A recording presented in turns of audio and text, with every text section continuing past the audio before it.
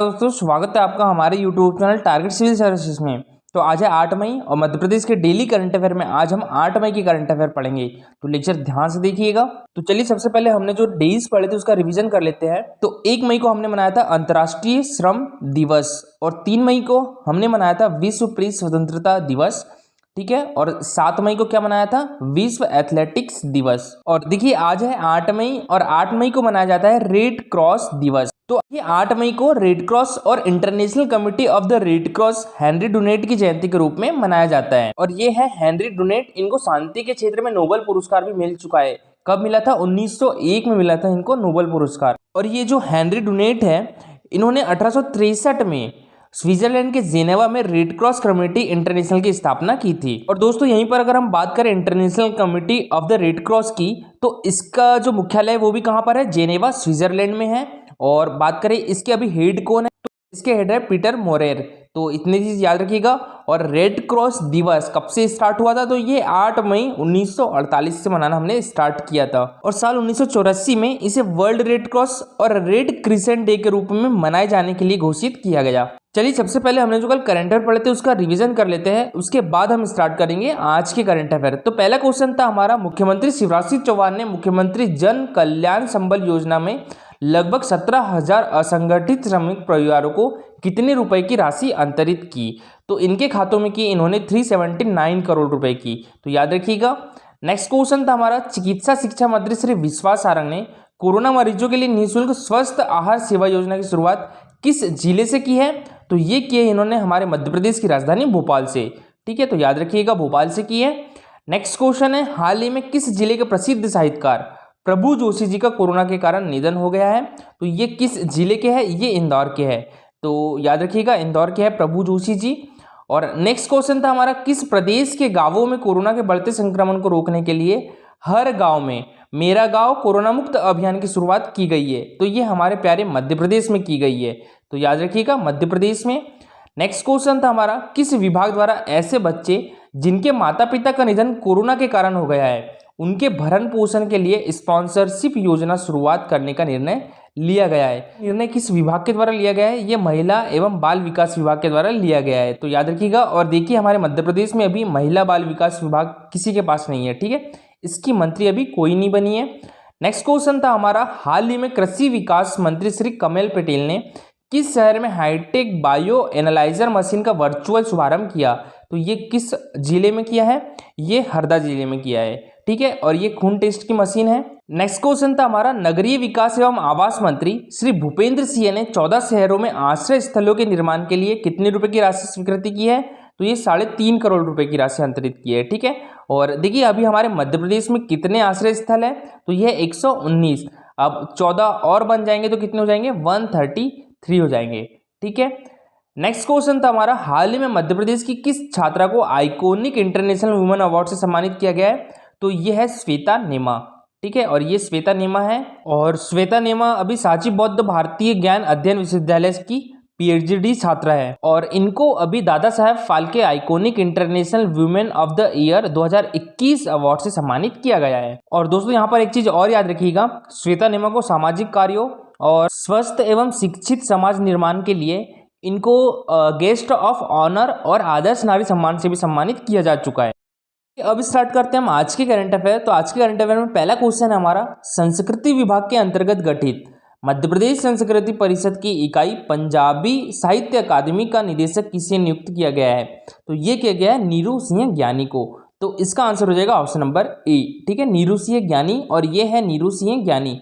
इनको अभी पंजाबी साहित्य अकादमी का निदेशक नियुक्त किया गया है। अच्छा, बात करें हम यहाँ पर संस्कृति विभाग की मंत्री कौन है हमारे मध्य प्रदेश में? तो ये है उषा ठाकुर। और उषा ठाकुर के पास कौन कौन से विभाग? तो एक तो संस्कृति विभाग है, और एक पर्यटन विभाग है, और एक है अध्यात्म विभाग। तो 3 विभाग है उषा ठाकुर के पास में। तो देखिए संस्कृति विभाग के अंतर्गत गठित मध्य प्रदेश संस्कृति परिषद की इकाई पंजाबी साहित्य अकादमी का निदेशक नीरू सिंह ज्ञानी को नियुक्त किया गया है। और अच्छा, यहाँ मराठी साहित्य अकादमी के नवनियुक्त निदेशक उदय परांजपे ने कार्यालय पहुंचकर पदभार ग्रहण किया।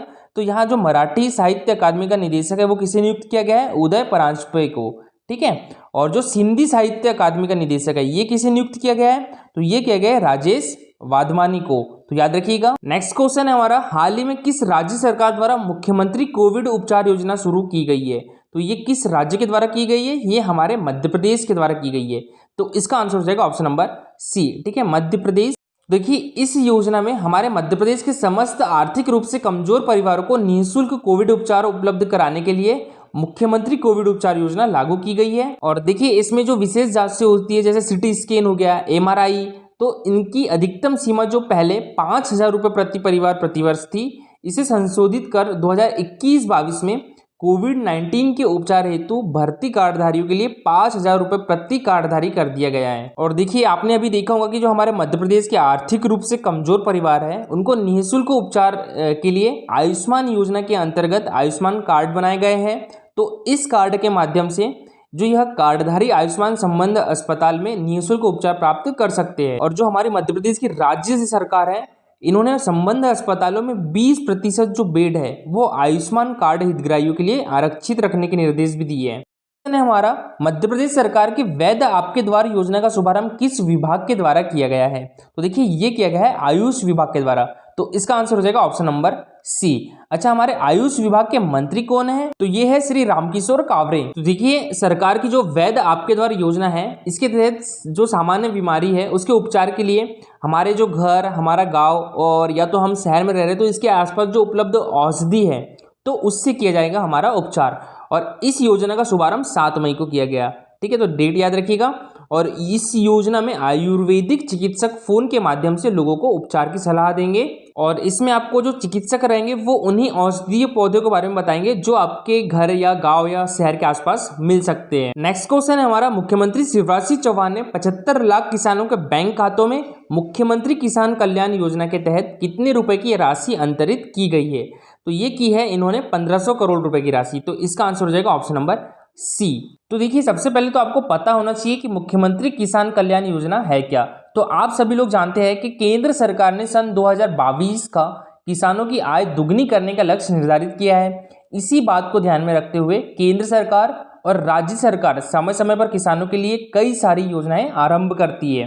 इसी के तहत हमारी जो केंद्र सरकार ने योजना लागू की थी वो कौन सी थी? प्रधानमंत्री सम्मान निधि योजना। इसके तहत किसानों के खातों में हर साल 6,000 रुपए की राशि अंतरित की जाती थी, जिनको 3 किस्तों में दिया जाता था। पहली किस्त में 2,000 रुपए, दूसरी किस्त में 2,000 रुपए और तीसरी किस्त में 2,000 रुपए। तो ऐसे 6,000 रुपए किसानों के खातों में डाले जाते थे। और ऐसी ही एक योजना मध्य प्रदेश के मुख्यमंत्री शिवराज सिंह चौहान द्वारा आरंभ की गई थी। कब की गई थी? 2020 में, ठीक है। तो याद रखिएगा, जिसका नाम क्या था? मुख्यमंत्री किसान कल्याण योजना। और इसमें जो किसान के खातों में 4,000 रुपए की राशि हर साल अंतरित की जाती है। तो इसको 2 किस्तों में अंतरित की जाती है। पहली किस्त में 2,000 रुपए, दूसरी किस्त में 2,000 रुपए।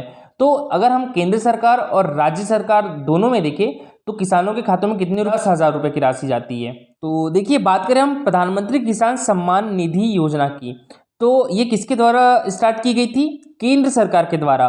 कब स्टार्ट की गई थी? 2018 में। भारतीय कौन होते हैं? देश के छोटे और सीमांत किसान, ठीक है। और इसका उद्देश्य क्या है? किसानों को आर्थिक सहायता प्रदान करना। और योजना का प्रकार केंद्र सरकार की योजना है ये, और लाभ रुपए 6,000 की आर्थिक सहायता प्रदान करना। तो इसको 3 किस्तों में प्रदान की जाती है ये। देखिए बात करें हम यहाँ मध्य प्रदेश की मुख्यमंत्री किसान कल्याण योजना की, तो इसकी शुरुआत हुई थी 2020 से, ठीक है। और इसमें जो किसानों को 2 किस्तों में 4,000 रुपए की राशि अंतरित की जाती है। मुख्यमंत्री किसान कल्याण योजना के बारे में पंडित दीनदयाल उपाध्याय जी के जन्मदिवस 25 दिसंबर 2020 से मुख्यमंत्री किसान कल्याण योजना की राशि किसानों के खातों में जानी शुरू हो गई है। और पीएम किसान सम्मान निधि के तर्ज पर मध्य प्रदेश सरकार ने भी मुख्यमंत्री किसान कल्याण योजना शुरू की है। और इस योजना के तहत किसानों को 2,000 रुपए की 2 किस्त में सालाना 4,000 रुपए की राशि दी जाएगी। और उन सभी किसानों को पीएम सम्मान निधि के तहत सालाना 6,000 रुपए का लाभ मिलता रहेगा। तो ऐसे किसानों के खातों में हर साल 10,000 रुपए की राशि अंतरित की जाती है राज्य सरकार और केंद्र सरकार के द्वारा। कल का हमारा क्वेश्चन था, निम्न में से किसे पद्मश्री 2021 सम्मान से सम्मानित किया गया है? तो ये किया गया कपिल तिवारी और भूरीबाई दोनों को। तो इसका आंसर हो जाएगा ऑप्शन नंबर सी, ठीक है, कपिल तिवारी और भूरीबाई दोनों। अच्छा बात करें हम यहाँ पर हमारा भारत का सर्वोच्च सम्मान कौन सा है, तो वो है भारत रत्न। और दूसरा सर्वोच्च सम्मान कौन सा है, तो है पद्म विभूषण है। और तीसरा सर्वोच्च सम्मान कौन सा है, तो यह है पद्म भूषण। और चौथा सर्वोच्च सम्मान कौन सा है, तो यह पद्म श्री है। अच्छा, यहाँ पर एक चीज और याद रखिएगा, यहाँ पर अगर पूछा जाए कि तीसरा सर्वोच्च पद्म अवार्ड कौन सा है, तो वो पद्मश्री है।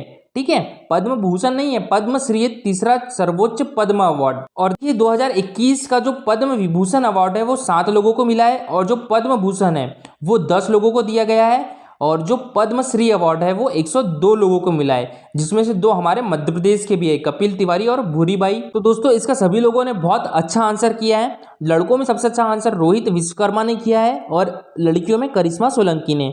तो सर कह सके कपिल तिवारी और भूरी बाई को पद्मश्री 2021 सम्मान से सम्मानित किया गया है। और जो कपिल तिवारी जी है उनको साहित्य व शिक्षा के क्षेत्र में यह अवार्ड दिया गया है, और इनका संबंध सागर जिले से है। ठीक है, और जो भूरी बाई है, भूरी बाई को यह अवार्ड कला के क्षेत्र में दिया गया है, और इनका संबंध झाबुआ डिस्ट्रिक्ट से है। और इन्होंने बताया कि जो पद्म अवार्ड है उनकी शुरुआत कब से हुई थी, 1954 से हुई थी। और दोस्तों आज के लिए आपका क्वेश्चन है, देवास प्रसिद्ध है, तो ये एमपीपीएससी 2013 में पूछा जा चुका है, तो इसका आंसर दीजिएगा।